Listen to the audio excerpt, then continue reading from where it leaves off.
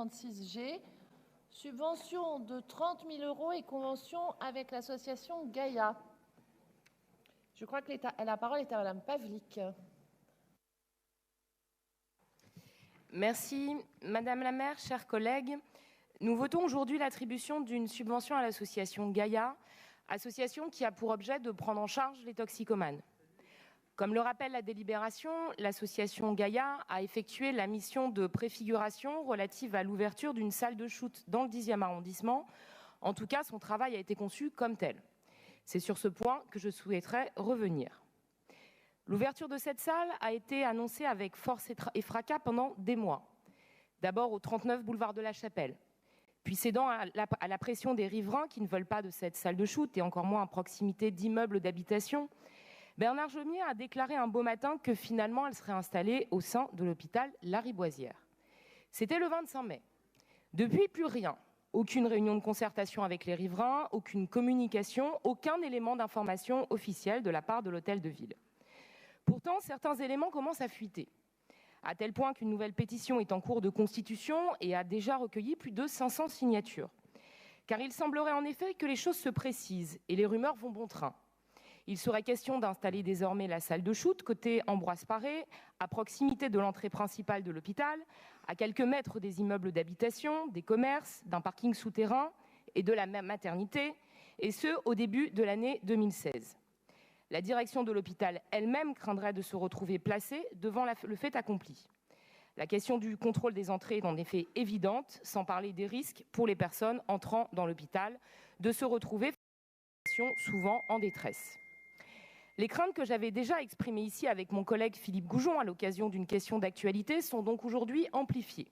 Vous préparez de nouveau ce projet en catimini, dans le dos des riverains de la rue Ambroise Paré et des alentours.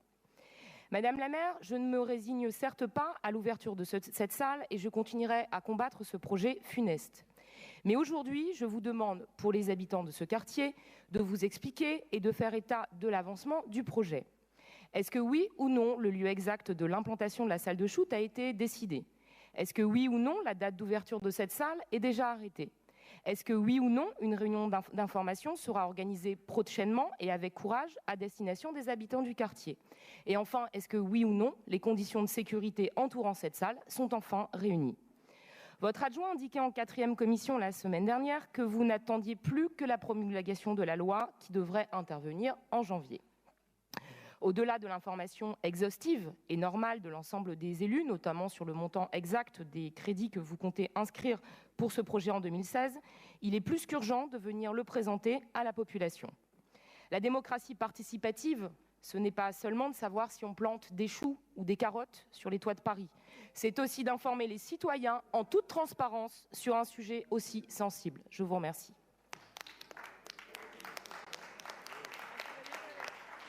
Madame Soueiris, pour vous répondre, qui aura peut-être une position plus équilibrée sur le sujet. Merci Madame la maire, effectivement. Je voudrais juste commencer par dire que de nombreuses réunions ont eu lieu dans le 10e et auprès des riverains du côté de Gare du Nord, et cela depuis des années, et les séances d'information n'ont pas manqué, et je pense pouvoir m'avancer également pour Monsieur le maire du 10e, continueront de se tenir avec toujours la vigilance des écologistes et qui ont toujours milité pour cette question depuis le départ. La question de l'accompagnement et du suivi des usagers de drogue est une question en effet fondamentale de notre politique de santé publique. Cette délibération concernant l'association Gaïa nous rappelle le rôle primordial de cette association dans l'accompagnement de ses usagers en termes médical, social et psychologique. L'intervention des unités mobiles de cette association s'est particulièrement accrue dans les environs de la gare du Nord. Et la délibération rappelle que les automates dits situés rue de Maubeuge et boulevard de la Chapelle totalisent 61% du nombre de kits de prévention distribués à Paris.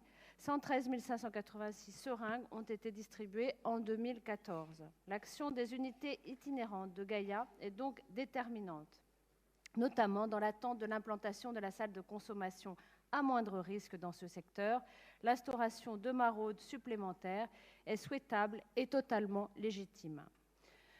En effet, la loi qui vient d'être adoptée prévoit une expérimentation de 6 ans à compter de la date d'ouverture de la première salle. L'expérimentation de salles de consommation à moindre risque a ainsi été rendue possible et aura bientôt lieu à Paris, Strasbourg et Bordeaux. C'est un vrai soulagement. C'est avec un vrai soulagement que les élus écologistes ont accueilli cette décision pour laquelle nous militons sans relâche depuis de nombreuses années. Loin de l'angélisme dont certains souhaitent nous affubler, l'installation d'une salle de consommation à moindre risque dans ce secteur de Gare du Nord est une décision pragmatique qui nous permettra de franchir une étape déterminante dans l'accompagnement des usagers de drogue.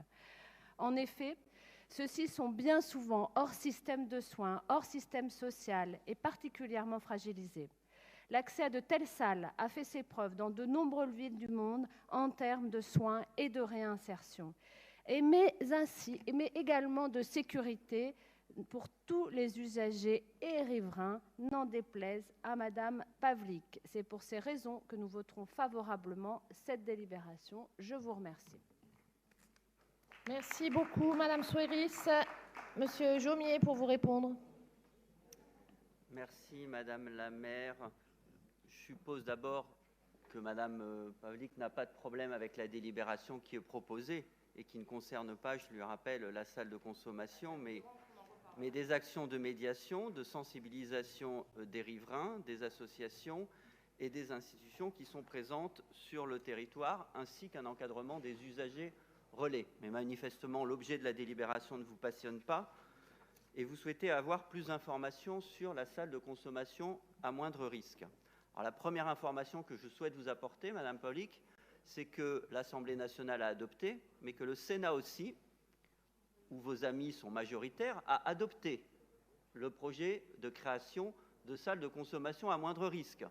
Donc, heureusement que dans notre vie politique, il existe sur tous les bancs des élus qui sont capables de regarder les problèmes qui se posent avec un minimum d'objectivité et de sang-froid et d'y apporter les réponses qui sont adaptées. Et non pas des élus qui restent dans la même posture indéfiniment et qui répètent en boucle les mêmes arguments éculés.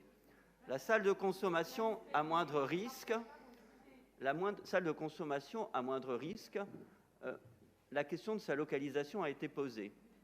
Et effectivement, après d'ailleurs avoir échangé avec nos collègues de Strasbourg et de Bordeaux, nous avons constaté que nous avions la même analyse, qu'il était souhaitable que ces salles soient adossées à un établissement hospitalier.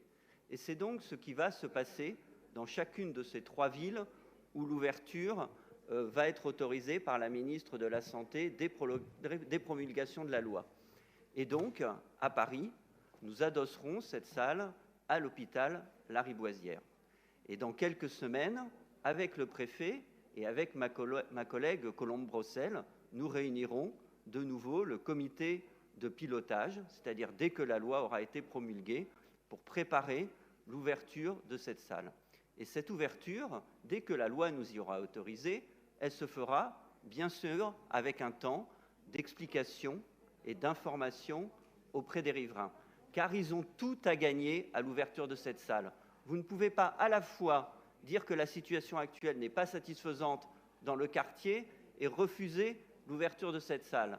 On dirait que tout va bien. On dirait qu'il n'y a pas d'usagers de drogue en déshérence dans le quartier de la Gare du Nord. On dirait qu'il n'y a pas des occupations de l'espace public qui posent problème aux riverains.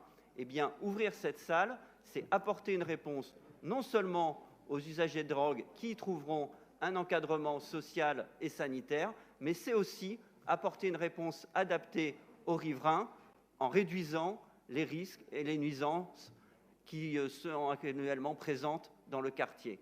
Cette salle de consommation, Madame Pavlik, elle est bénéfique pour toutes les personnes qui sont de bonne foi, elle est bénéfique pour l'ensemble de la population et j'en conviens, elle ne convient pas à ceux qui se fichent dans des postures complètement politiciennes.